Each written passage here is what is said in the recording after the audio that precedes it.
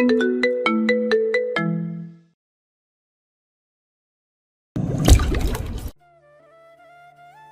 আয় তোশো, আমি থানায় যাচ্ছি। ম্যাদম্যাদে সবুজ রঙের জিপ গাড়িটা মাত্রই ধুলো উড়িয়ে থামলো থানার বাইরে। সময় নিয়ে গাড়ি থেকে নামলেন তায়েব সাহেব। বাম হাতের তর্জনীতে গাড়ির চাবিটা ঝুলিয়ে গটগট পায়ে ঢুকলেন থানার ভেতর। তিনি ভেতরে ঢুকতেই খেয়াল করলেন আশেপাশে এসআই কনস্টেবলরা কেমন ঘুরে ঘুরে দেখছে তাকে। কেউ কেউ মুখ টিপে হাসছে। এহেন কাণ্ডে তায়েব সাহেবের কপালের চামড়ায় গোটা কতক ভাঁজ পড়ল যেন। তিনি গম্ভীর মুখে সামনে পা বাড়াতেই হঠাৎ তার দৃষ্টি পড়ল তারই কেবিনের বাইরে মুখ ভার করে দাঁড়িয়ে থাকা রাজন সাহেবের পানে।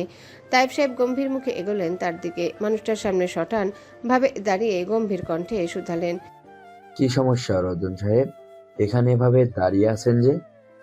রাজন সাহেব রয়েস হয়ে ঘাড় উচালেন। মুহূর্তেই দেখা মিলল তার ছলছল চোখ জোড়া। তায়েব সাহেব ভড়কালেন। সন্দিহান গলায় তৎক্ষণাৎ জিজ্ঞাসা করলেন, আরে আরে, কাঁদছেন নাকি? রাজন সাহেব জবাব দিতে পারলেন না কেন জানি। কেবল কাঁদো কাঁদো মুখে তাকিয়ে রইলেন নিষ্পলক চোখে। তায়েব সাহেবও আর কিছু বলতে উদ্যত হবেন ঠিক তখনই তার কেবিন রুম থেকে বেরিয়ে আসে একজন কনস্টেবল।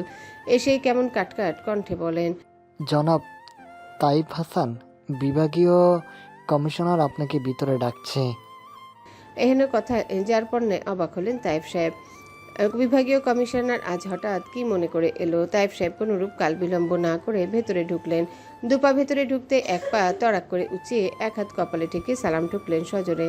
ডেস্কের ওপাশে গম্ভীর মুখে বসে আছেন বিভাগীয় কমিশনার। তার ঠিক মুখোমুখি চেয়ারে কেউ একজন পায়ের ওপর পা তুলে বসে আছে আয়েসি ভঙ্গিতে। সম্মুখেই ধোয়া ওঠা কফির কাপ। ঠান্ডা হচ্ছে অবহেলায়। তায়েব সাহেব খানিকটা দূরে দাঁড়িয়ে কেমন বাধ্য গলায় বললেন, স্যার ডেকেছিলেন? কমিশনার সাহেব ভার মুখে মাথা নাড়ালেন ওপর নিচ। সামনের ডেস্কের উপর পড়ে থাকা কালো রঙা ফাইল থেকে কিসের একটা খাম বের করে আনলেন পরক্ষণে। পাশে দাঁড়িয়ে থাকা কনস্টেবলের হাতে খামটা ধরিয়ে দিয়ে আদেশ ছুড়ে বললেন, দিয়ে দাও ওনাকে।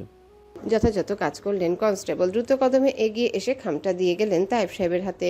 তায়েব সাহেব ঘন বোধগম্যহীনের ন্যায় তাকিয়ে আছেন খামের দিকে। সময় নিয়ে খামের উপরি অংশ ছিঁড়ে খাম থেকে বের করে আনলেন ভাঁজ করা এক পিস কাগজ খণ্ড। রয়েছে কাগজ খণ্ডটা খুলতে যেন এক প্রকার ঝটকা খেলেন তায়েব সাহেব। তড়িৎ বিস্ফোরিত দৃষ্টিতে তাকালেন সম্মুখে। হতবাক কণ্ঠে অস্ফুটে বললেন, সাসপেনশন লেটার। কমিশনার সাহেব গম্ভীর মুখে জবাব দিলেন, জি, আপনাকে আজকের পর থেকে সাসপেন্ড করা হলো। মুহূর্তে যেন কানের পাশ থেকে ভোলতা উড়ে গেল তায়েব সাহেবের। মানুষটা এখনো কেমন অবিশ্বাস্য চোখে তাকিয়ে আছেন। মুখ ফুটে কিছু আওড়াবেন সেই অবস্থাতেও নেই তিনি। প্রায় কিয়ৎক্ষণ বাদে তায়েব সাহেব নিজেকে সামলালেন। সন্দিগ্ধ কণ্ঠে বলতে লাগলেন, বাই হ্যার স্যার, আমার দোষটা কি? কমিশনার সাহেব জবাবদিহিতার বড্ড অনীহা দেখাচ্ছেন। তায়েব সাহেবের কথাটা যেন শুনেও শুনলেন না তিনি। ওদিকে তায়েব সাহেবের বুক ফেটে যাচ্ছে ব্যাকুলতায়। কেন আজ তাকে সাসপেন্ড করা হলো? কিসের জন্য? তিনি তো তার হোল ক্যারিয়ার একজন সৎনিষ্ঠাবান মানুষ ছিলেন। তখনই এদিক ওদিক দৃষ্টি ফেললেন এলোমেলো। ঠিক তখনই ডেস্কের পাশে বসে থাকা মানুষটা কেমন উঠে দাঁড়ায় আচমকা। কমিশনার সাহেব তখনই কেমন ব্যস্ত হয়ে পড়লেন মানুষটাকে নিয়ে। গদগদ কণ্ঠে বলতে লাগলেন, আরে স্যার, আপনি উঠলেন কেন? আর একটু বসুন, কফিটাও তো খেলেন না স্যার। সম্মুখে দাঁড়িয়ে থাকা মানুষটা ইশারায় আঙ্গুল নাড়লেন বোধহয়। তায়েব সাহেব খুব একটা খেয়াল করলেন না সেসব। এদিকে সম্মুখের ব্যক্তি ধীরে ধীরে পেছনে ফিরে তাকে দেখা মাত্রই তায়েব সাহেব যেন আকাশ থেকে পড়লেন। এই ছেলেটা গতকালের ওই ছেলেটা না যে কিনা আইনমন্ত্রীর বাসায় গিয়ে তাণ্ডব চালিয়েছিল? তায়েব সাহেব কেমন অবাক চোখে তাকিয়ে আছেন সামনে। এদিকে মুগ্ধ হাসলো ঠোঁট কামড়ে। দুহাত বুকের কাছে বেঁধে ডেস্কের শনে গা এলিয়ে দাঁড়িয়ে রইল কিয়ৎক্ষণ। ছেলেটার চোখে মুখে স্পষ্ট বিদ্রুপ। তায়েব সাহেবের বিচক্ষণ মস্তিষ্ক খুব একটা সময় নিল না সবকিছু গোড়া ধরতে। তিনি ঠিক টের পেলেন এসব কাণ্ডের পেছনে এই ছেলেরই হাত আছে। কথাটা ভাবতেই তায়েব সাহেবের চোয়াল শক্ত হয়ে গেল। দাঁতে দাঁত চেপে হাত দুটো মুষ্টিবদ্ধ করলেন। তখনই মুগ্ধ সরু চোখে দেখল সবটা। পরক্ষণে ঠোঁটের কোণে শ্লেষাত্মক হাসির রেশ টেনে দুহাত গুজল প্যান্টের পকেটে। গায়ে বাতাস লাগিয়ে কয়েক পা এগিয়ে এসে দাঁড়ালো তায়েব সাহেবের একদম মুখোমুখি। লম্বায় বেশ উঁচু হওয়ায় ছেলেটা কেমন ঘাড় নুইয়ে দাঁড়ায়। চাপা স্বরে বিদ্রুপে সুরে বলে, বলেছিলাম না আমাদের আবারও দেখা হবে। সে ইট হ্যাপেন্ড। রাগে থরথর করে কাঁপছেন তায়েব সাহেব। চোয়াল ফুটলো শক্তভাবে। মুগ্ধ সবটা পরখ করে কেমন শ্লেষাত্মক কণ্ঠে বলে ওঠে, রাগ লাগছে? মারবেন নাকি? মারলে মারুন না। নিন, আপনার সুবিধার্থে গালটাও এগিয়ে দিলাম। বলেই ডান গালটা কেমন এগিয়ে দিল মুগ্ধ। তায়েব সাহেব সঙ্গে সঙ্গে দৃষ্টি সরালেন অন্যত্র। তা দেখে মুগ্ধ ফের বাঁকা হাসলো। ক্ষুদ্র ক্ষুদ্র চোখে তাকিয়ে ভরাট কণ্ঠে বলল, সেদিনও বলেছিলাম, আজ আবারও বলছে, এখন থেকে আপনার আমার প্রায়শই দেখা হবে ডিসি সাহেব। আর গেস হোয়াট, প্রতিবার আমাদের মিটিং আপনি ভীষণ রকম চমকাবেন। কেননা I love to give surprises. কথাটা বলে মুগ্ধ কেমন শটান হয়ে দাঁড়ায়। তাইফ সাহেব তার দিকে কঠিন চোখে তাকিয়ে থাকতে মুগ্ধ করলো আরেক কাণ্ড। ছেলেটা হুট করে কেমন চোখ টিপল, পর মুহূর্তে ক্রুরো হেসে তৎক্ষণাৎ পা চালিয়ে চলে গেল বাইরে। এদিকে তাইফ সাহেব গজগজ করছেন রাগে। একটা হাঁটুর বয়সী ছেলে কিনা তাকে এভাবে নাকানি চুকবানি খাওয়াচ্ছে। সত্যি Operation successfully complete. The patient is out of danger. ওটির বাইরে দাঁড়িয়ে আছেন ফিজিশিয়ান। মুখ থেকে মাস্ক খুলতে খুলতে কথাটা বলে ওঠেন তিনি। এদিকে এরূপ কথা কর্ণকুহরে পৌঁছানো মাত্রই হসপিটালের বারান্দায় চাতক পাখির ন্যায় অপেক্ষারত ওসমান শিকদার, সাইমা খাতুন এবং অন্যান্যরা কেমন দুহাত তুলে শুক্রিয়া আদায় করলেন রবের। সাইমা খাতুন ছেলের জন্য ফের কেঁদে বুক ভাসাচ্ছেন। পাশ থেকে ওসমান সাহেব তৎক্ষণাৎ এক হাতে জড়িয়ে ধরলেন স্ত্রীকে। মোটা মোটা কণ্ঠে কোনো রকমে বললেন, আহা, আবারও কাঁদছো কেন? শুনলে না ডাক্তার কি বললো? আমাদের রেহান এখন সকল বিপদ থেকে মুক্ত, আলহামদুলিল্লাহ। সাইমা খাতুন শুনেছেন, তারপরও মা বলে কথা, ছেলের জন্য বুক তো পূর্বেই। এদিকে তাশরিক সাহেব তখনই জোরালো পায়ে ছুটলেন বাকিদের কাছে। এই মুহূর্তে 3 তলায় যেতে হবে তার, দিতে হবে রেহানের আপডেট। তাছাড়া রুহিরও তো অপারেশন চলছে, সেখানকার আপডেট নেওয়াটাও তো জরুরি। 3 তলার সরু বারান্দা পুরোটাই স্তব্ধ, নীরবতায় আবদ্ধ। বারান্দার একপাশে বিছিয়ে রাখা সিটগুলোর একটিতে থম মেরে বসে আছেন কবির সাহেব। গোটা একটা দিন মানুষটা কেমন নাওয়া খাওয়া বাদ দিয়ে বসে আছেন এক জায়গায়। বাড়ির মানুষজন তাকে এই নিয়ে কতবার যে বলল বাড়িতে গিয়ে একটু বিশ্রাম নিতে, একটু খানা দানা খেতে, কিন্তু মানুষটার গলা দিয়ে এক ফোঁটা পানিও নামছে না আজ। একটা দিনেই বুঝি লোকটার বয়স হুট করে 2 গুণ বেড়ে গেল। চোখে মুখে ভাঁজ পড়ে গিয়েছে বয়সের, দেহে ধরা দিয়েছে দুর্বলতার ছাপ। এদিকে জুবাইদা বেগমেরও যাচ্ছে তাই অবস্থা। কাঁদতে কাঁদতে এই পর্যায়ে চোখ অবধি শুকিয়ে গিয়েছে তার, সর্বমুখে ছড়িয়ে পড়েছে ফ্যাকাশে বিবর্ণতা।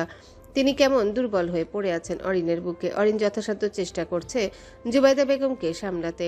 রাফিয়া বেগম সঙ্গেই আছেন, তবে মাইমুনা বেগম বাড়িতে গিয়েছেন। রাইসা বেগম সহ মেয়ে দুটো একা একা আছে বাড়িতে, সেদিকটাও তো সামলাতে হবে যে কারো। ওদিকে অনেককেও রাফিয়া বেগম খবর দিয়েছেন ইতিমধ্যে। মাঝ রাস্তায় বোনের এহেন খবর পেয়ে বেচারা দিশেহারা অবস্থা। তড়িৎ গাড়ি ঘুরিয়ে পথ ধরেছে বাড়ির। সময় পেরোচ্ছে না আজ, ঘড়ির কাঁটা যেন জ্যাম ধরে গিয়েছে এক জায়গায়। অপেক্ষারত প্রতিটা মুহূর্ত এক একটা বিষাক্ত তীরের ফলার ন্যায় বিচ্ছে প্রত্যেকের গায়ে। ওদিকে রেহান বিপদমুক্ত হলেও বিপদ কাটেনি রুহির। বিগত 5 ঘন্টা ধরে ডাক্তাররা অক্লান্ত পরিশ্রমে অপারেশন চালাচ্ছেন ওটিতে। ইতিমধ্যে সি সেকশনের জটিল প্রক্রিয়ার মাধ্যমে এক ফুটফুটে ছেলে সন্তানের জন্ম দিয়েছে রুহি। তবে সদ্য জন্ম নেওয়া নবজাতকের অবস্থা ভীষণ করুণ। শরীর, হাত পা সবটা কেমন নীল রং ধারণ করেছে বাচ্চাটার। শ্বাস প্রশ্বাসও চলছে না একই সাথে। একদিকে নবজাতককে ইমার্জেন্সি এনআইসিউতে পাঠানো হয়েছে, আরেকদিকে রুহির গুরুতর অপারেশন চলছে। পেটে মারাত্মক ব্যথা পাওয়ার দরুন মেয়েটার জরায়ু ফেটে গিয়েছে।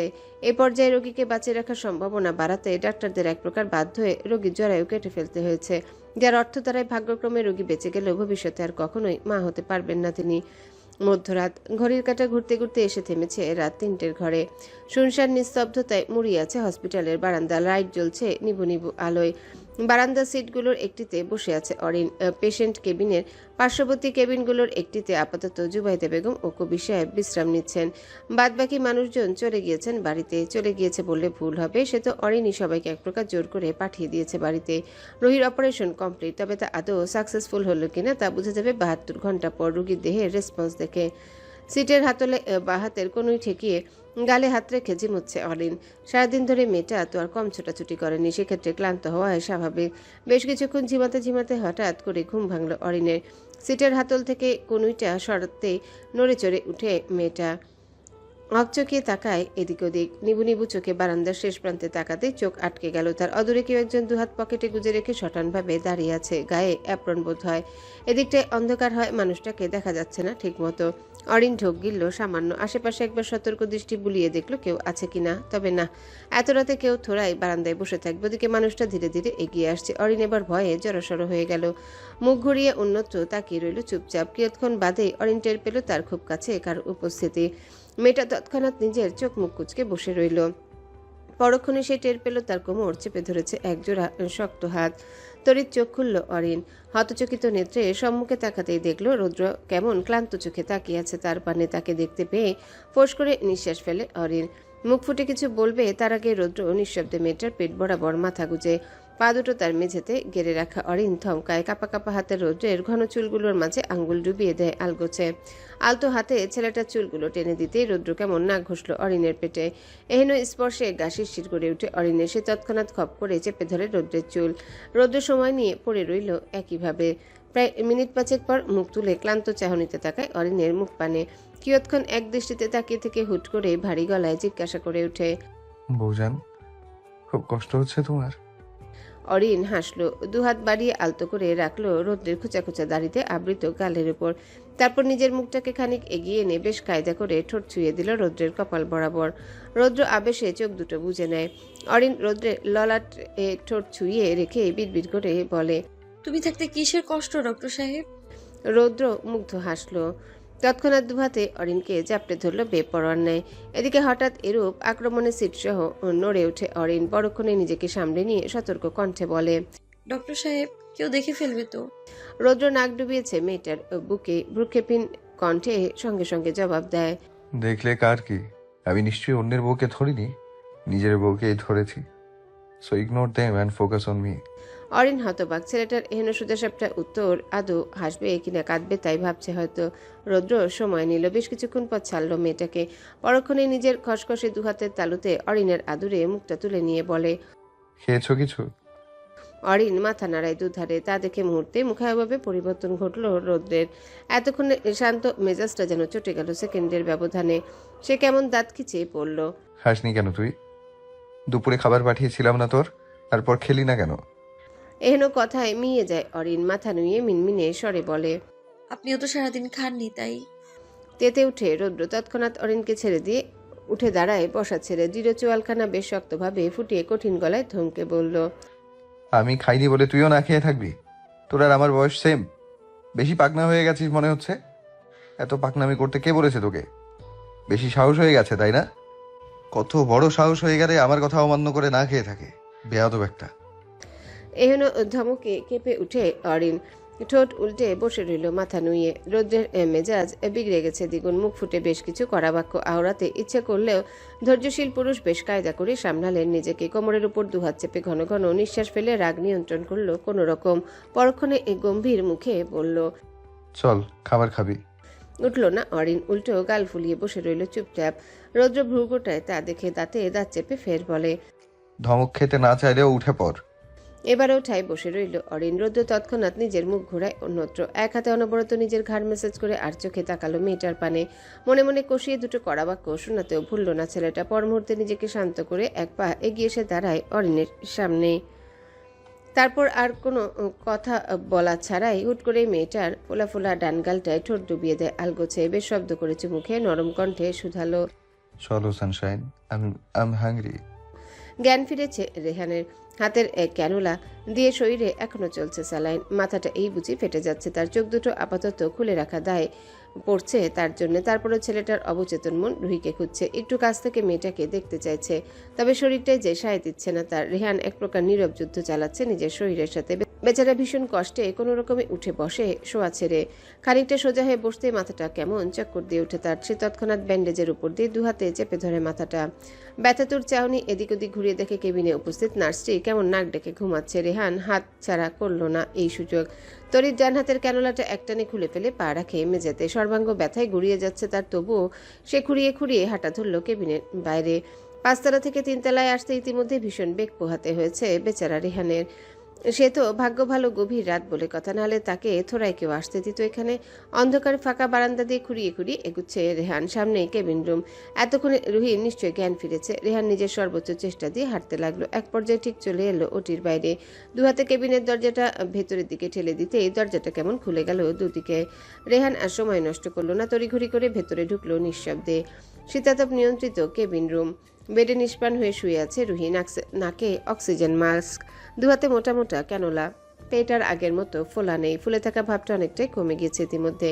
মেয়েটার শ্যামবরণ সুশ্রী মুখখানায় বেশ কিছু ক্ষতের চিহ্ন, কপালে মোটা ব্যান্ডেজ। রেহান অদূরে দাঁড়িয়ে থেকে অশ্রু ঝরাচ্ছে চোখ থেকে। সে রয়ে শুয়ে এগিয়ে আসে বেডের ধারে, দুধারে হাঁটু ভাঁজ করে বসে মেঝেতে।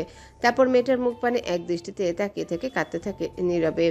পরক্ষণে আলতো করে মেয়েটার ক্যারোলা পড়া বাম হাতটা তুলে নেয় নিজের দুহাতের মধ্যে। সে তাই ধীরে ধীরে ঠোঁট চুইয়ে কাঁদতে কাঁদতে বলে, উঠে পড়ো শ্যামাবতী, প্লিজ ওঠো।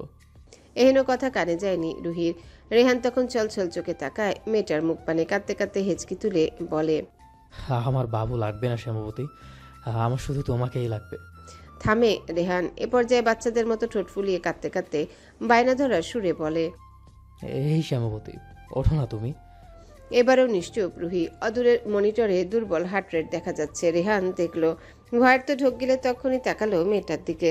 এক হাতে নিজের বুক খামচে ধরে ভয়ার্ত কণ্ঠে বলতে লাগলো, আমার বুক কাঁপছে শ্যামাবতী, একটু কান পেতে শোনো। আমার বুকটা সত্যিই কাঁপছে। আমার নিঃশ্বাস বন্ধ হয়ে আসছে তোমাকে ছাড়া। আমার দুনিয়া অন্ধকার হয়ে যাচ্ছে ক্রমশ। শ্যামাবতী, এই শ্যামাবতী, আমি ভয় পাচ্ছি, দেখো, ভীষণ ভয় পাচ্ছি।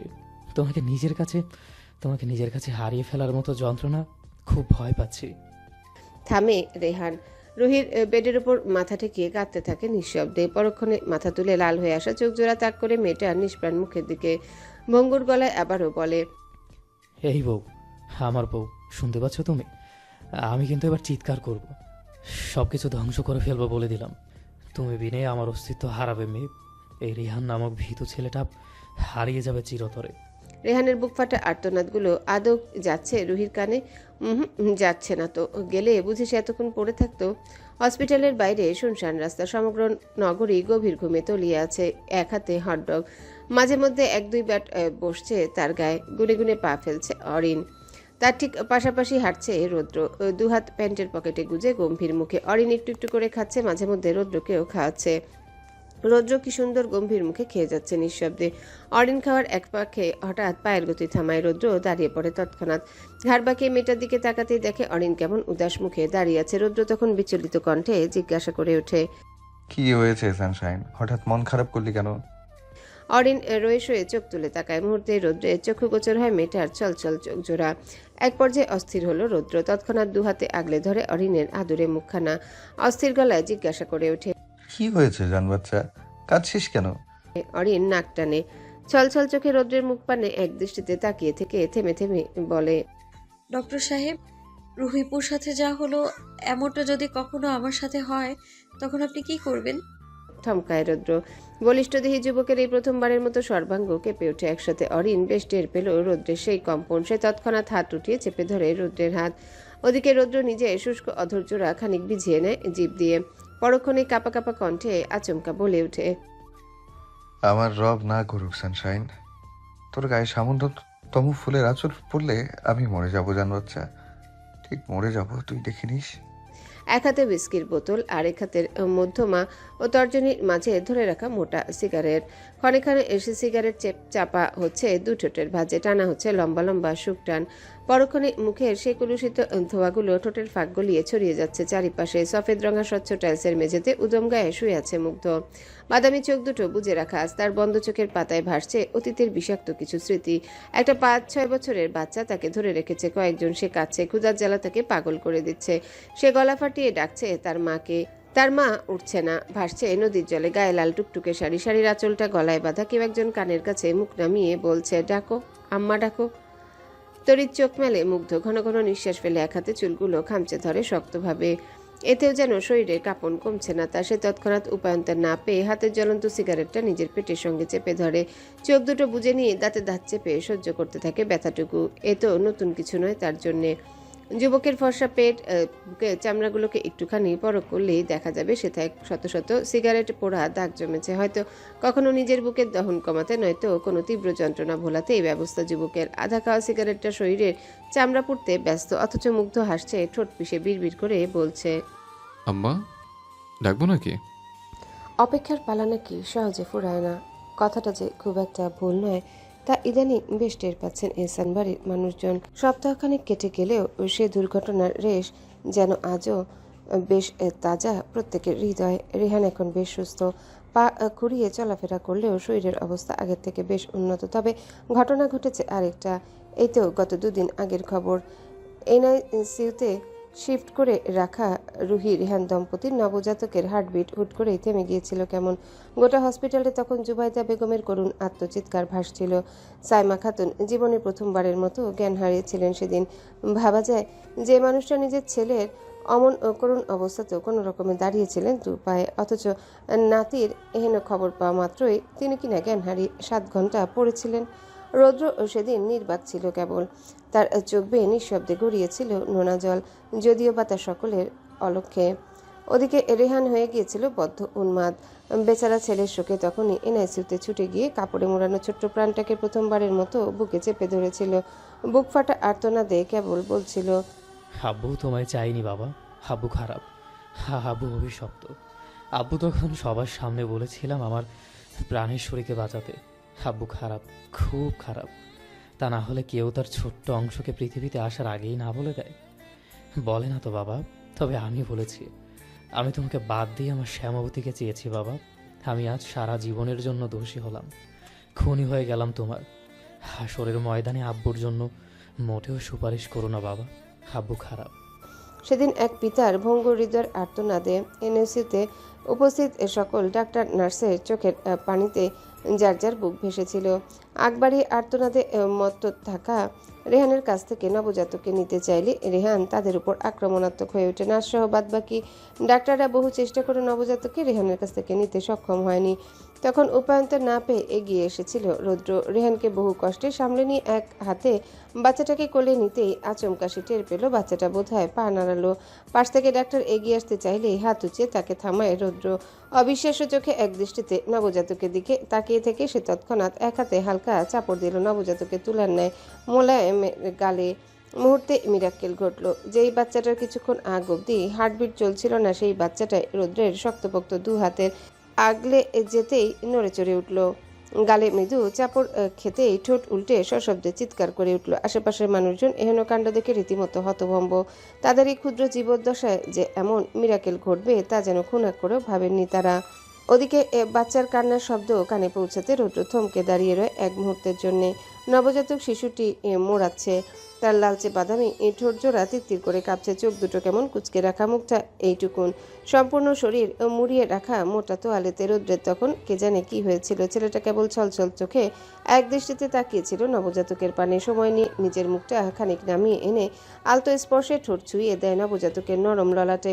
পরক্ষণে ভেজা চোখে হালকা হেসে কণ্ঠ খাতে নামিয়ে বলেছিল, you know what baby, you are a fighter. আর আমি কে জানো? আমি হলাম তোমার মামা। পরিশেষে ভালো খবর হচ্ছে রেহানের বাচ্চাটা তবে বেঁচে আছে, কিন্তু রুহির অবস্থা করুন এখনো। 72 ঘন্টা পর মেয়েটার শরীর খানিক রেসপন্সে ফিরলেও ফিরেনি তার জ্ঞান। ডাক্তারদের ভাষ্যমতে মেয়েটা এখন কোমায় আছে। সেখান থেকে সে ঠিক কবে উঠবে তার নিশ্চয়তা কারো কাছেই নেই। কোমা নামক দীর্ঘমেয়াদী এই ঘুম থেকে সে হয়তো মাসখানেক পরে অথবা বছরখানেক পরে, অথবা এমনও হতে পারে সারাটা জীবন এভাবেই নির্জীব হয়ে পড়ে থাকবে। এমন খবরে রেহান ছেলেটা তখন হুট করে কেমন গম্ভীর হয়ে গেল। যে কিনা কাল অবধি বইয়ের দুঃখে কাঁদতে কাঁদতে পেরেশান ছিল, আজ সে কেমন গম্ভীর সেজেছে দেখো। নিজের ছোট্ট অংশকে বুকে চেপে সেদিনই হসপিটাল থেকে চলে গিয়েছে বাড়িতে। যাওয়ার আগে একটিবারের জন্য এহসান বাড়ির কোনো লোকের সাথে টু শব্দটিও করেনি সে। না করেছে রৌদ্রর সাথে। তার গম্ভীর মুখ নিজে থেকে কিছু না বললেও আগুন চোখ দুটো যেন চিৎকার দিয়ে বলছিল, এহসান পরিবারের প্রতিটা মানুষ দায়ী তার শ্যামবতীর এই অবস্থার পেছনে। তারা দায়িত্বহীন, নিষ্ঠুর। রেহানের এহেন চিন্তা কেউ টের না পেলেও রৌদ্র ঠিকই আন্দাজ করেছে।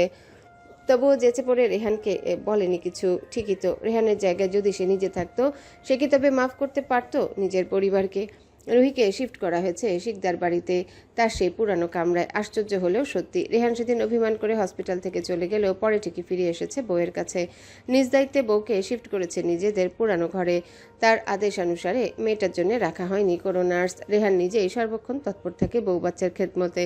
সারাদিন বউয়ের সেবা যত্ন করে। এদিকে দুধের বাচ্চাটা দিনের বেলা থাকে সাইমা খাতুনের কাছে, রাতের সময়ে থাকে রেহানের কাছে। বাচ্চাটা আবার কলিক বেবি, সারা রাত ঘুমায় না কুটুসটা। বিরিংয়ের ন্যায় চোখ দুটো মেলে রেখে চেয়ে থাকে এদিক ওদিক। রেহান ফাঁকে ফাঁকে বিভিন্ন সোশ্যাল প্ল্যাটফর্ম থেকে প্যারেন্টিংয়ের বিভিন্ন ভিডিওস দেখছে। সে অনুযায়ী প্রতি 2 ঘন্টা পর পর বাচ্চাকে ফিট করায় আদর্শ ছেলে। সাইমা খাতুন ছলছল চোখে দেখে যান সবটা, মুখে ফুটে কিছু বলেন না। মাঝে মধ্যে নিজের পেটের উপর হাত বুলিয়ে ভাবেন তার গর্ভটা নিশ্চয়ই ধন্য রেহানের মতো ছেলে পেটে ধরার জন্যে।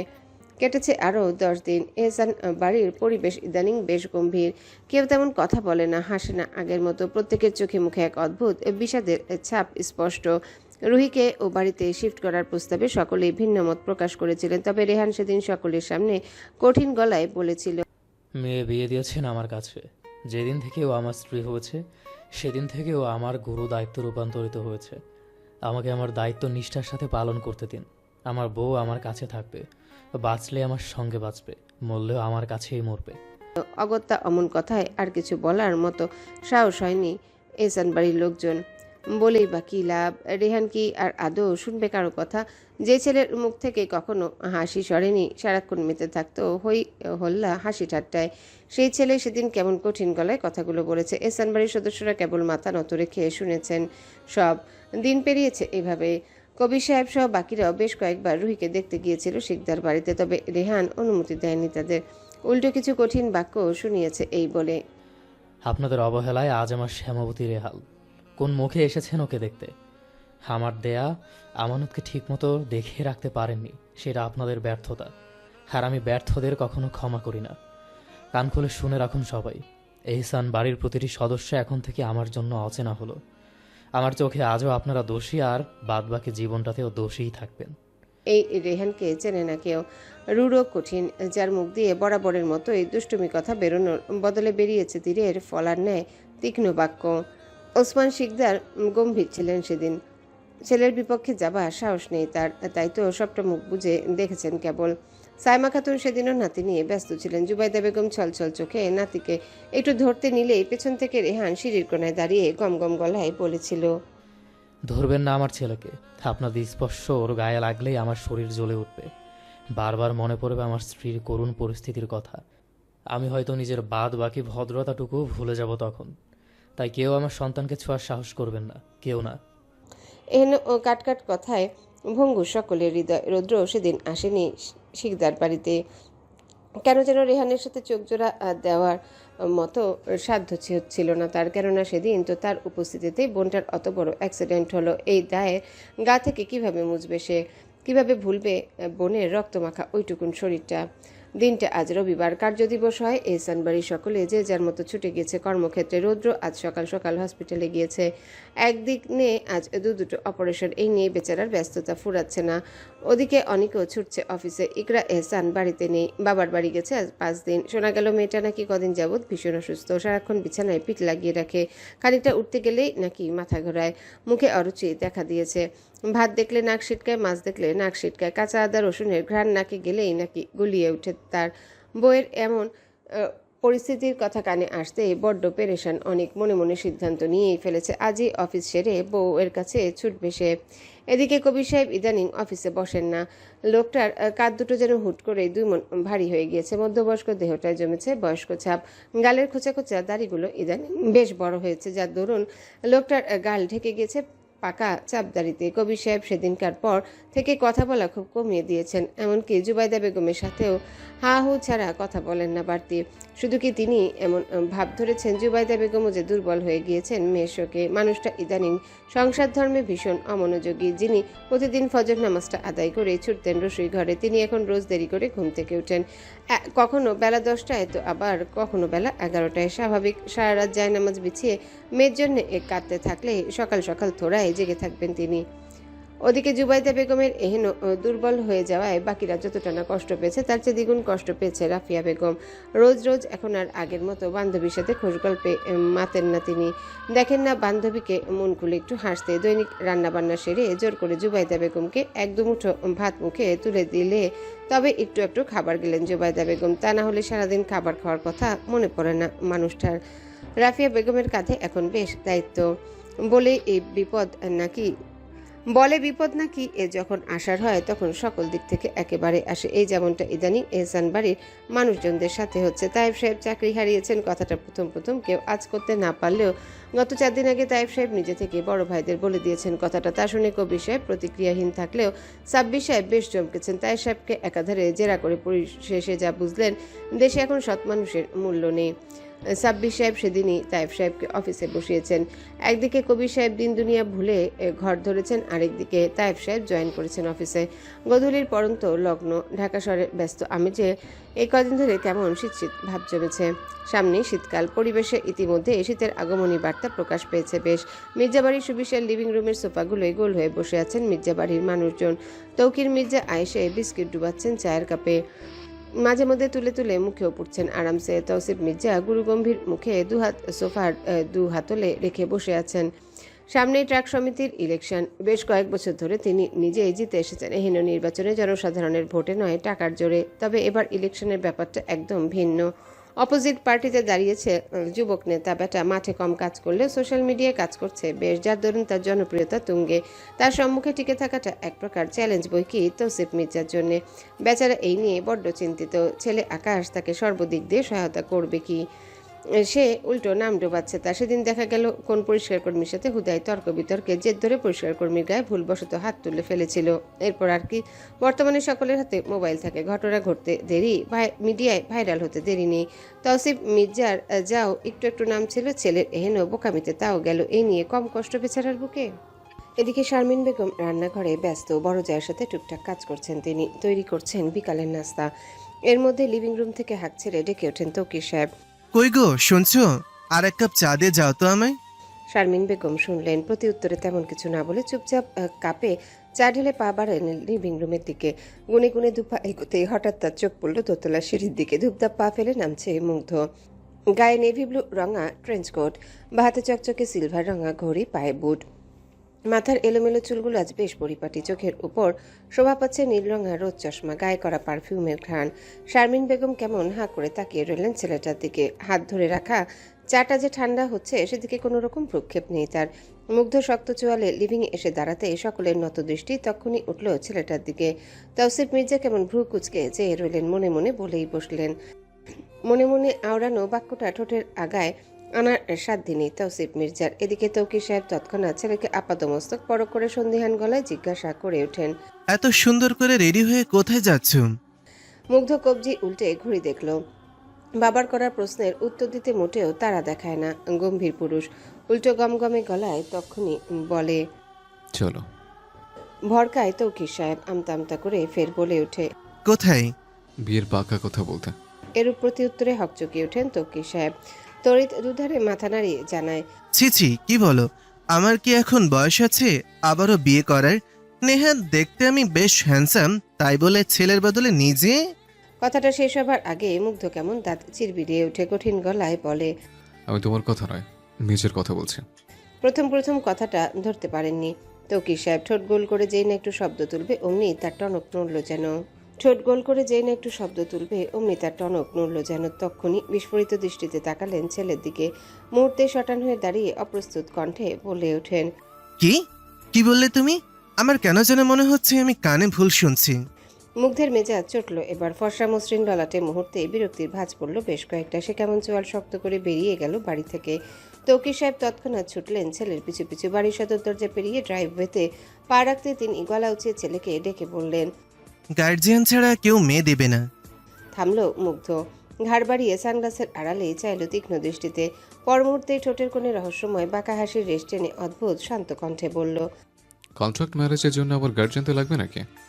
মুহূর্তে হাসি হাসি মুখটা কেমন থমথমে হয়ে গেল তৌকির সাহেবের। কপালে পড়ল গোটা কত ভাঁজ।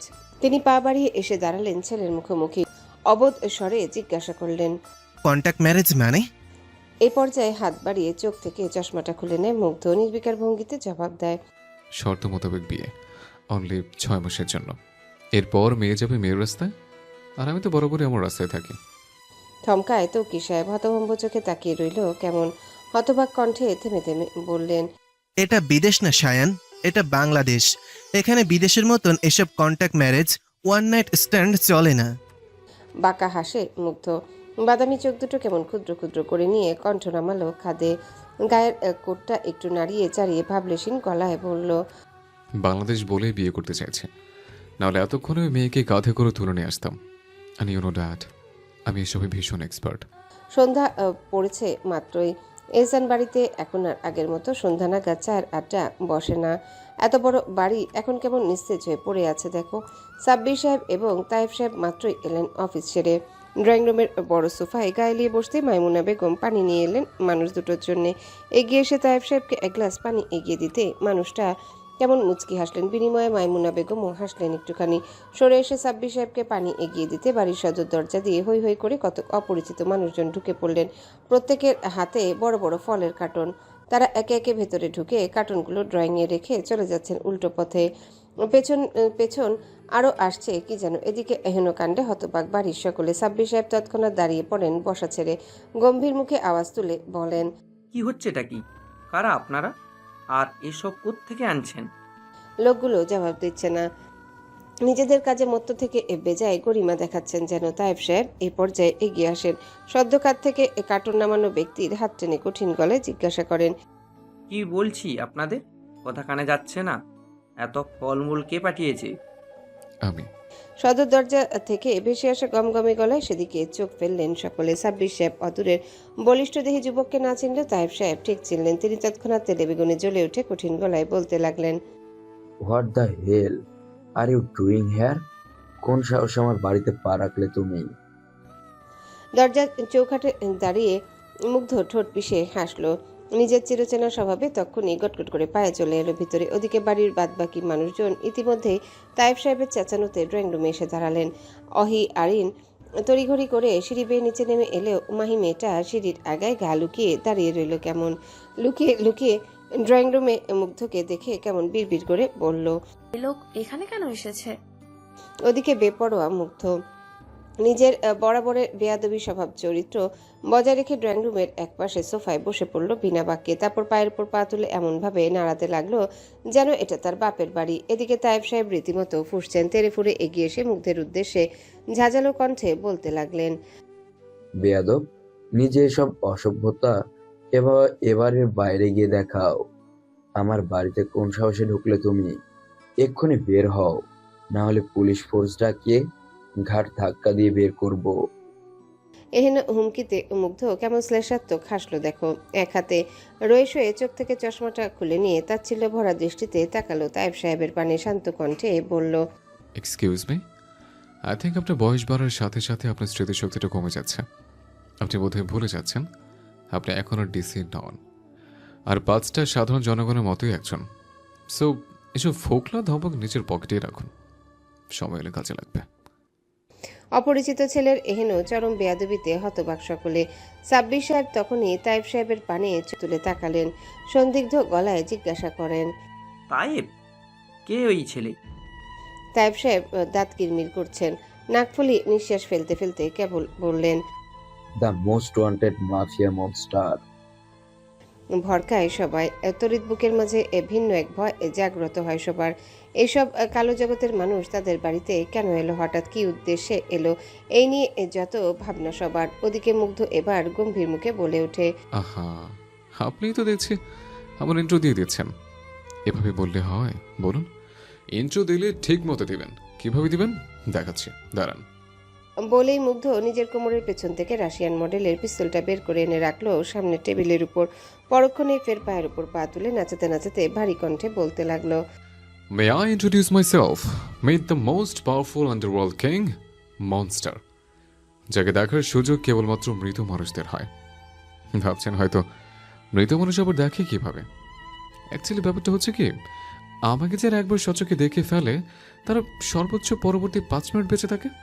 এরপর তারা আমার এই সুন্দর হাত দুটোতে জবাই হয়। সত্যি বলছে, বিশেষ না হলো ডিসি সাহেব, সরি, প্রাক্তন ডিসি সাহেবকে জিজ্ঞেস করুন। হতভম্ব সবাই। কেউ কেউ ভয়ার্ত ঢোক গিলছেন। কবির সাহেব সময় নিয়ে গম্ভীর কণ্ঠে বলে ওঠেন, এখানে কি কাজে এসেছো? মুগ্ধ এবার চোখ তুলে তাকায়। ঠোঁটের কোণে বাঁকা হাসি টেনে ধরে বলে, তেমন কিছু না, ডিসি সাহেবের এক মেয়েকে নিজের বউ বানানোর প্রস্তাব নিয়ে এসছে। এহেন কথা কর্ণকুহরে পৌঁছানো মাত্রই এক মুহূর্তের জন্য নিঃশ্বাস ফেলতে ভুলে গেল সবাই। তাইফ সাহেবের মাথায় বুঝি আকাশ ভেঙে পড়ল। লোকটা নিজের উপচে পড়া রাগগুলো আর সংবরণ করে রাখতে পারলেন না। তিনি তৎক্ষণাৎ গর্জন তুলে বলতে লাগলেন, ইউ স্কান্ডেল, আরেকবার আমার মেয়ের কথা মুখে আনলে তোমার ওই চিপটিনি ছেড়ে ফেলবো আমি। মুগ্ধ কাজ ঝাঁকায়, বাম হাতের নখ দেখতে দেখতে বলে, এত সহজ? জামে আদর করে গোল পাবেন না, সেখানে আবার জিভ টেনে ছিড়বেন? বাহ! তাইফ সাহেব আরেক কদম এগিয়ে আসেন, হুঙ্কার ছুড়ে বলেই বসলেন, দরকার পড়লে মেয়েকে নিজ হাতে কেটে টুকরো টুকরো করে ফেলবো, তারপর তোমার মতো অমানুষের কাছে মেয়ে বিয়ে দিব না। নাও গেট লস্ট। তাইফ সাহেবের হেন ভয়ঙ্কর হুঙ্কারে আটকে উঠল বাড়ির লোকজন।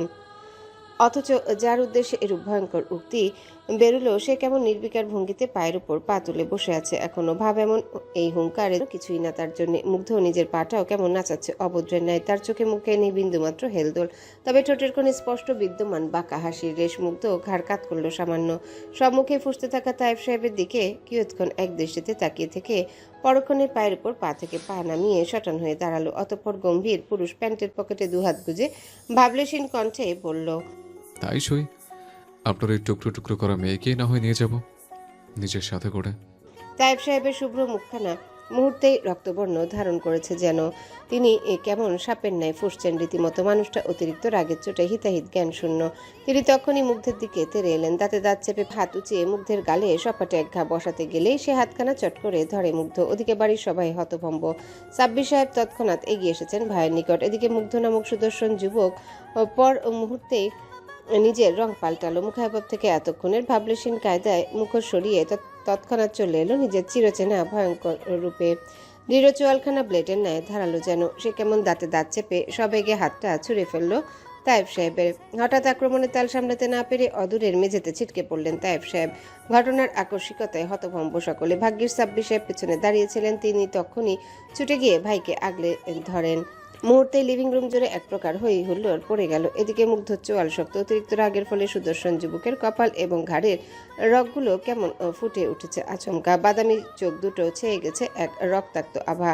সে এগিয়ে আসে এক কদম, তায়েব সাহেবের পানে শক্ত দৃষ্টি নিক্ষেপ করে পাশে টি টেবিলের গায়ে সজোরে বসায় লাথি। মুহূর্তে চূর্ণ বিচূর্ণ হয়ে গেল কাছে টেবিলটা। আতঙ্কে জড়সড় সবাই। টেবিলে চূর্ণ এক টুকরো গিয়ে আচমকা লাগলো অরিনের ঠোঁটের কোণে।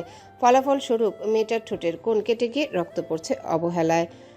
পাশ থেকে আহি তৎক্ষণাৎ নিজের গায়ে ওড়নার একাংশ চেপে ধরে অরিনের ঠোঁট বরাবর। ওদিকে মুগ্ধ এবার দাঁত কিরমির করছে। শক্ত চোখে তায়েব সাহেবের দিকে তাকিয়ে থেকে ঝুঁকে দাঁড়ালো খানিকটা। হুঙ্কার ছুড়ে কটমটিয়ে বলতে লাগলো, You're lucky just because of Chashmi sees your daughter. Otherwise, যে হাত একবার আমার জন্য ওঠে সে হাত আর দ্বিতীয়বার জায়গায় থাকে না। হয় সেটা শুরু থেকে আলাদা করে ফেলে, নয়তো ভেঙে কুড়িয়ে ফেলে। শক্ত মুখে তাকিয়ে আছেন তায়েব সাহেব। তার চেয়েও দ্বিগুণ শক্ত মুগ্ধের মুখ।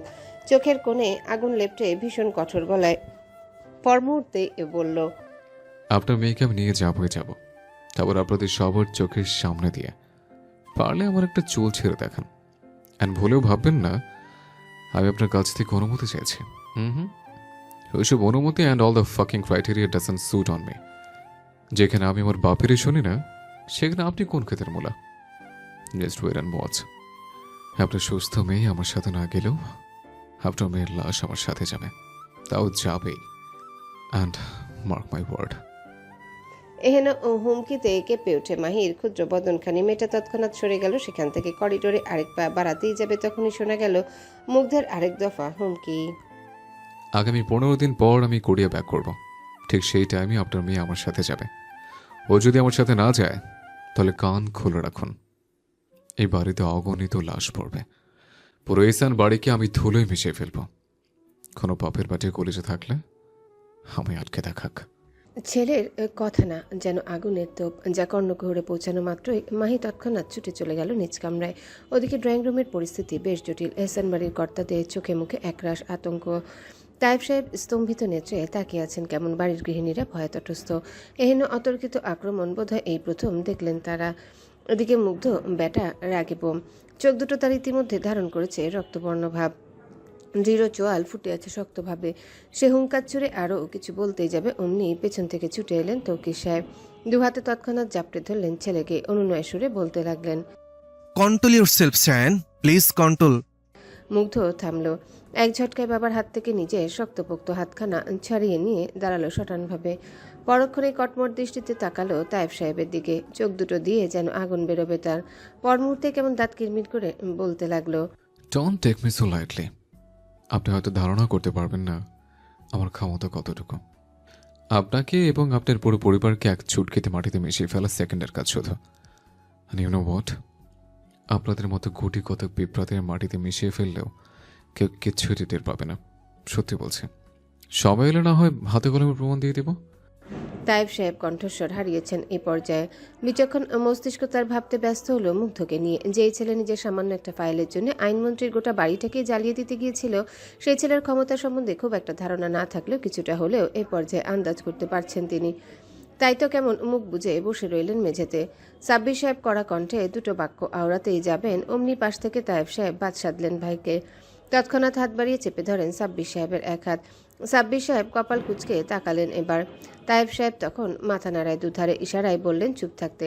অগত্যা এমন কাণ্ডে চুপ করে গেলেন সাব্বির সাহেব। ওদিকে মুগ্ধ আর এক মুহূর্ত দাঁড়িয়ে নেই। মেঝেতে পড়ে থাকা বন্দুকটা তুলে নিয়ে গটগট পায়ে চলে গিয়েছেন সদর দরজার দিকে। তবে বেয়াদব ছেলেকে আর অত সহজে বাড়ি থেকে বেরোয়? সে তো ভায়োলেন্স যুক্ত মানুষ, যেদিকে যাবে সেদিকটা গরম না করলে কি আর হয়? মুগ্ধ বাড়ির দরজার কাছে এগিয়ে আসতে আসতে বন্দুকের ট্রিগার উঁচায়। পরক্ষণে সদর দরজার দুধারে দাঁড় করিয়ে রাখা মাটির দুটো ফ্লাওয়ার ভাসে শুট করে বসে আচমকা। মুহূর্তে এক বিকট শব্দ তুলে ফ্লাওয়ার ভাসগুলো ভেঙে গিয়ে কেমন ছিটকে গেল এদিক ওদিক।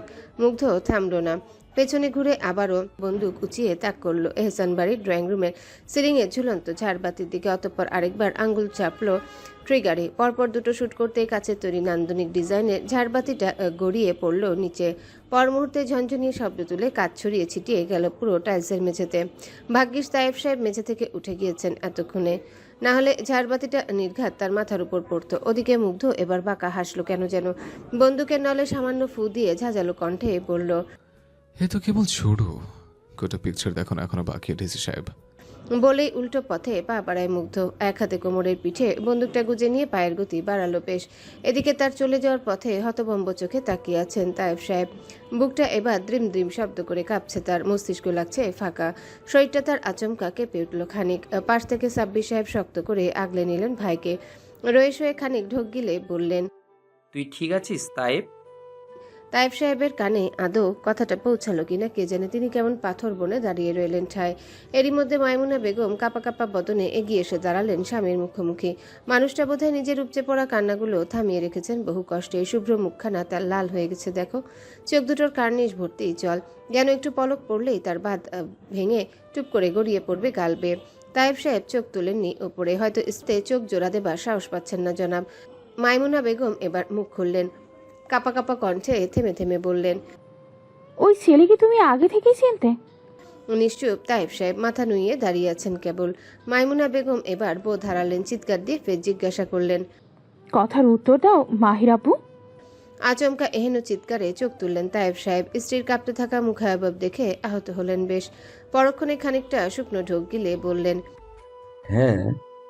থমকালো মাইমুনা বেগম। হতবিহ্বলতায় পিছিয়ে গেলেন দু কদম।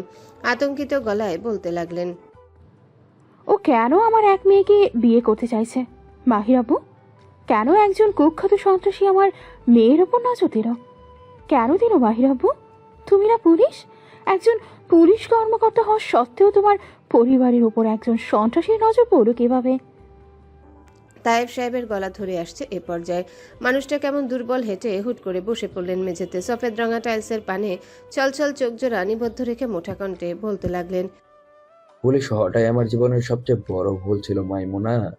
তার চেয়েও বড় ভুল ছিল একজন সৎ মানুষ হওয়া। প্রায় মিনিট 40 পর মির্জাবাড়ির মূল ফটক দিয়ে গাড়ি ঢুকলো মুগ্ধের। এতক্ষণে বুঝি কলিজায় পানি এলো তৌকির সাহেবের। বেপরোয়া গতিতে গাড়ি চালিয়েছে মুগ্ধ। ঘণ্টাখানেকের রাস্তা পার করেছে কেবলমাত্র মিনিট 40, তা আবার লং ওয়েতে।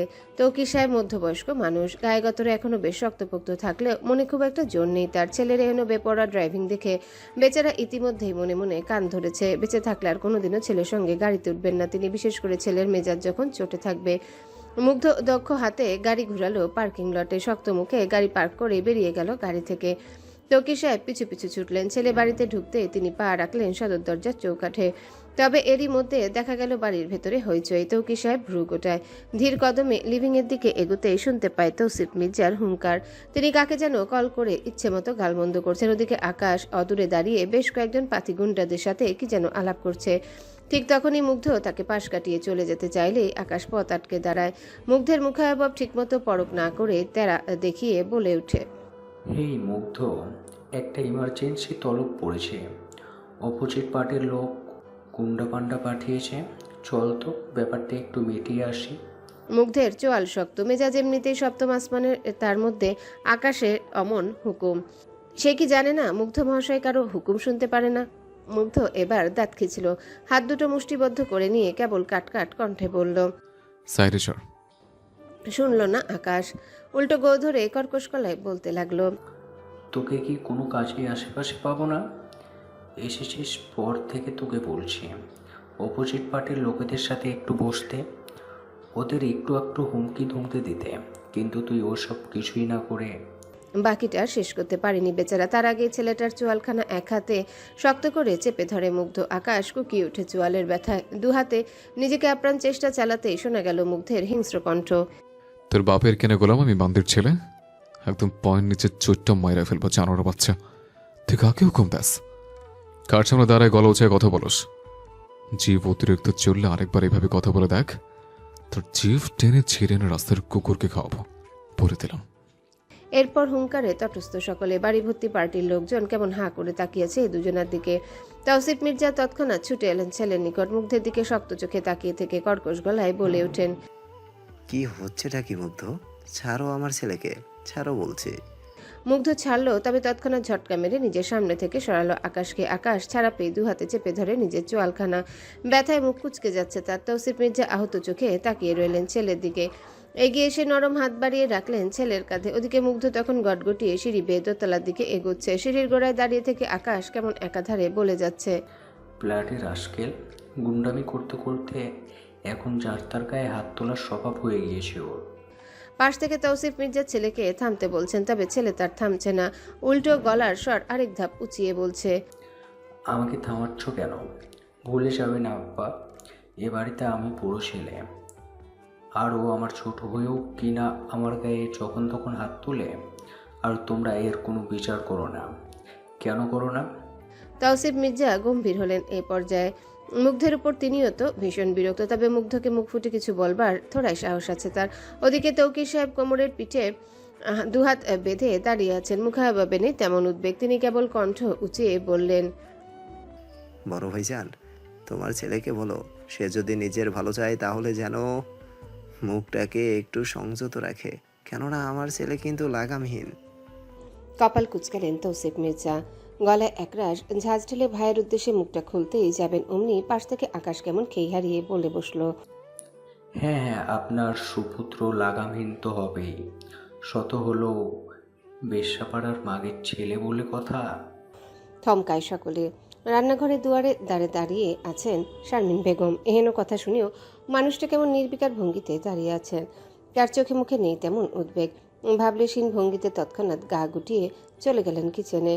এদিকে লিভিং রুমে উপস্থিত সবাই কেমন হতবাক চোখে তাকিয়ে রইল। তৌকির মির্জা তৎক্ষণাৎ পাকা হাসলেন, চোখ উঁচিয়ে তাকালেন সিঁড়ির কোনায়। যেথায় পা থামিয়ে দাঁড়িয়ে আছে শক্তপোক্ত দেহের যুবক, হাত দুটো তার মুষ্টিবদ্ধ হয়ে গিয়েছে ইতিমধ্যেই। তৌকির মির্জা তখনই নজর ঘোরালেন ভাইয়ের দিকে, আচমকা সতর্ক কণ্ঠে বলে ওঠেন, কবরস্থানে কল দাও ভাইজান, বলে দাও নতুন একটা কবর খুঁড়তে, কেননা আর কিছুক্ষণ পরেই মির্জাবাড়ি থেকে একজনের খাটিয়ে উঠবে। বুঝলেন না তৌসিফ মির্জা। অবোধের ন্যায় খানিকটা এগিয়ে আসতেই হঠাৎ শুনলেন কারো ধূপধাপ পায়ের শব্দ। তড়িৎ হতচকিত নেত্রে ঘাড় বাঁকিয়ে তাকায় পেছনে। অমনি দেখে সিঁড়ি দিয়ে ঝড়ের বেগে নামছে মুগ্ধ। গায়ে এতক্ষণ অবধি জড়িয়ে থাকা কোটটা সেই উপরে সিঁড়ির গোড়ায় পড়ে আছে অবহেলায়। তৌসিফ মির্জা মুগ্ধের অমন তেরে আসা দেখে হতচকিয়ে ছেলেকে সতর্ক করতেই যাবেন, অমনি পেছন থেকে আকাশের পিঠ বরাবর সজোরে লাথি বসায় মুগ্ধ। হঠাৎ এহেন অতর্কিত আক্রমণে ভরকায় সকলে। আকাশ বেচারা নিজেকে সামলানোর সুযোগ অবধি পেল না, তার আগে ছিটকে পড়ল মেঝেতে। মুগ্ধ থামেনি এইটুকুতে, অগ্নিমূর্তি রূপ ধারণ করে এক হাঁটু গেড়ে বসলো আকাশের বুকের উপর। শক্তপোক্ত হাতে আকাশের নাক মুখ বরাবর একের পর এক র্যাপিড পাঞ্চ মারতে মারতে বাঘের ন্যায় হিংস্র গর্জন তুলে বলতে লাগলো। কুত্তার বাচ্চা, কি বলছিস আমার মাকে? ওই খনকির পোলা, কি বলছস? আবার বল, উত্তর দে বাস্টার্ড, উত্তর দে। কি উত্তর দিবে আকাশ? বেচারা নাক মুখ ফেটে ফিনকি দিয়ে রক্তের বহর বইছে। ড্রয়িং রুমে উপস্থিত সকলে তখন ছুটে আসে আকাশকে বাঁচাতে। মুগ্ধকে পেছন থেকে একযোগে বেশ কয়েকজন আঁকড়ে ধরে লাভ হলো না তেমন। শক্তিশালী পুরুষ রেগুলার জিম করে বলে কথা। দুহাতে তৎক্ষণাৎ ঝটকা মারল এগিয়ে আসা মানুষদের।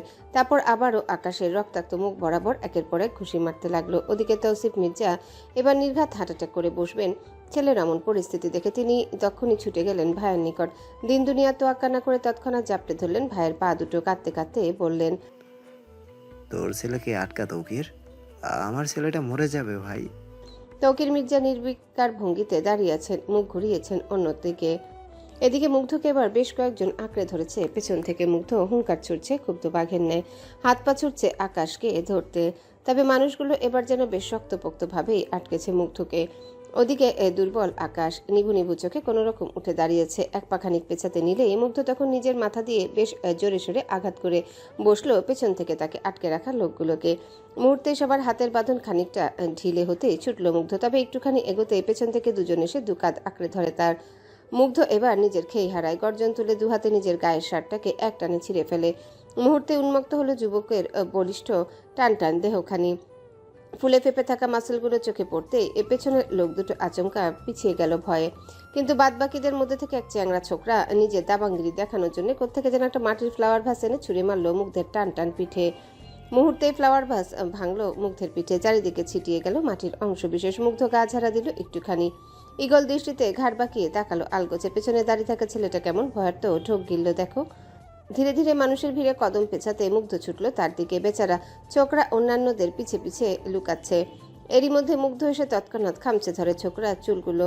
একটানে তাকে পেছন থেকে নিয়ে এসে বুক বরাবর সজোরে লাথি বসালো বেচারার। ফলাফল স্বরূপ বুক চেপে আর্তনাদে ফেটে পড়ল বেচারা। তবে মুগ্ধের মায়া হলো না তা দেখে। সে তৎক্ষণাৎ ছেলেটার নাক মুখ বরাবর থাপ্পড় বসায় বেশ কয়েকটা।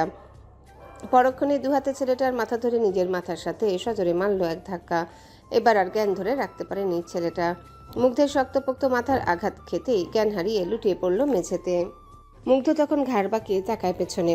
বাজ পাখির দৃষ্টিতে এদিক ওদিক তাকিয়ে খুঁজতে লাগলো আকাশকে। তবে না, আকাশকে দেখা যাচ্ছে না কোথাও। মুগ্ধ এবার হুঙ্কার ছুড়ে বলে ওঠে, এই জানোয়ারের বাচ্চা কই? তৌকির মির্জা নিশ্চুপ। মুগ্ধ এদিক ওদিক ছুটল এবার। আকাশের দেখা না পেয়ে উদ্ভ্রান্তের ন্যায় পরক্ষণে ছুটল বাড়ির বাইরে। কিছুটা এগোতেই তার চোখ পড়ল অদূরে গুটি গুটি পায়ে ছুটতে থাকা আকাশের পানে। পাশে তৌফিক মির্জা ছেলের হাত ধরে ঢাল হয়ে এগোচ্ছেন।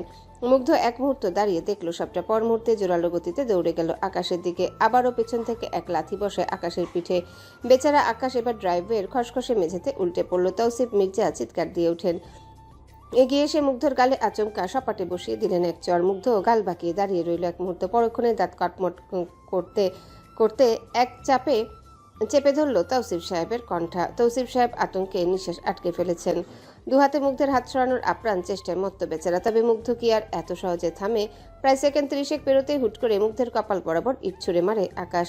মুগ্ধ থামলো। হাতের বাঁধন খানিকটা আলগা করতেই তৌসিফ মির্জা কাশতে কাশতে সরে গেলেন সেখান থেকে। এদিকে মুগ্ধর ভ্রু কেটে রক্ত বেরোচ্ছে। শুভ্র গাল বেয়ে চুয়ে পড়ছে রক্তের বহর। মুগ্ধ এ পর্যায়ে ঠোঁট পিষে হাসলো একটুখানি।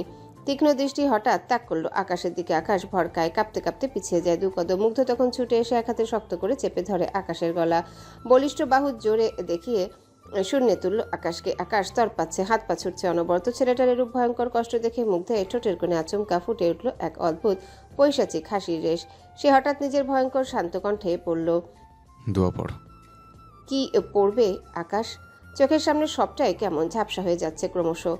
আকাশের চোখ নিববে এবার। ঠিক তখনই কেচি গেট দিয়ে ছুটে এলেন তৌসিফ মির্জার স্ত্রী। ছেলে কেমন শূন্যে ঝুলতে দেখে আতকে উঠে চিৎকার করে বললেন, আকাশ, আমার আব্বা। এহেন কথা কর্ণকুহরে পৌঁছানো মাত্র কে জানে মুগ্ধের কি হলো। সে হঠাৎ ছেড়ে দিল আকাশকে। ওদিকে আকাশের মা ছুটে এলেন তখন অচেতন ছেলের কাছে। এগিয়ে এসে বসলেন ধুলো পড়া মাটিতে। দুহাতে আলতো করে ছেলের মাথা উঠিয়ে নিলেন নিজের কোলে।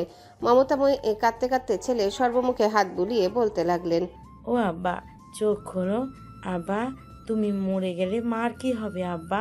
মা কার মুখের দিকে তাকিয়ে বাঁচবো? আব্বা, চোখ খোলো। আব্বা, আমার কষ্ট হচ্ছে দেখো।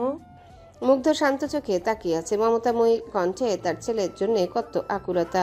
মায়েরা বোধহয় এমনই হয়, তাই না? মুগ্ধ হঠাৎ খেয়াল করলো তার বুক কাঁপছে, হাত পা গুলো কেমন অবশ্যই আসছে ক্রমশ। মুগ্ধ তৎক্ষণাৎ নিজের হাত দুটো সম্মুখে নিয়ে আসে। হাতগুলো তার অনবরত কাঁপছে, শরীর হয়ে যাচ্ছে ঠান্ডা, চোখের সামনে সবটা কেমন ঝাপসা হয়ে যাচ্ছে একটু একটু করে। মুগ্ধ তখনই পা বাড়ায় উল্টো পথে, ঢুলো ঢুলো পায়ে বাড়িতে না ঢুকে এগিয়ে গেল গ্লাস হাউসের দিকে। যতটুকু সম্ভব ছুটলো সে, দৌড়ে চলে গেল নিজের রুমে।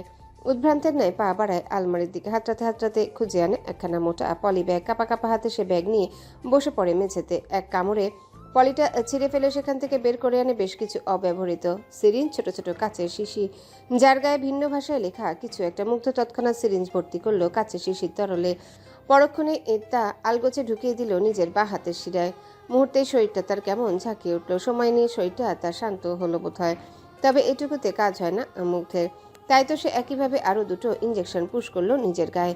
এতে খানিক শান্ত হলো মুগ্ধ। চোখ দুটো হয়ে গেল নিভু নিভু, শরীর হয়ে গেল নিশ্চল, মস্তিষ্ক এই মুহূর্তে ফাঁকা লাগছে তার। মুগ্ধের বাহ্যিক প্রতিক্রিয়া দেখে বোঝাই যাচ্ছে সে কোনো সাধারণ ইঞ্জেকশন নেয়নি, এ হয়তো বেশ শক্তিশালী বিদেশি ড্রাগস।